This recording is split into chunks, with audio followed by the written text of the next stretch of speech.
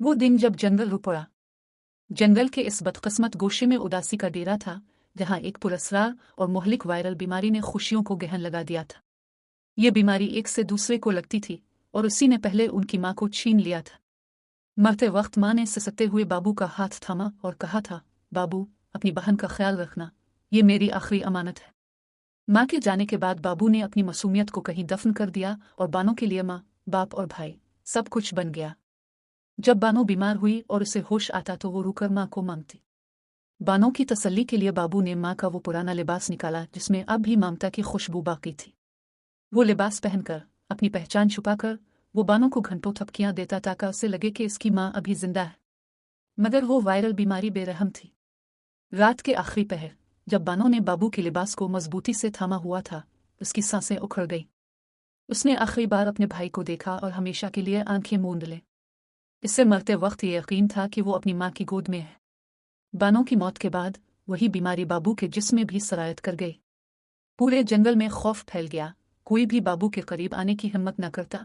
सब अपनी जान बचाने के लिए दूर भाग गए। जब बाबू को महसूस हुआ कि इसका वक्त भी करीब है, तो वो लड़खड़ाते कदमों से घिसकता हुआ बानों की कब्र तक पहुंचा। बाबू ने अपना बोझल सर बानों की मिट्टी पर रखा और रोते हुए पुकारा, बानो, देखो मैं आ गया हूं। मैंने अपना वदा निभाया है। अब मैं तुम्हें कभी अकेला नहीं छोड़ूंगा।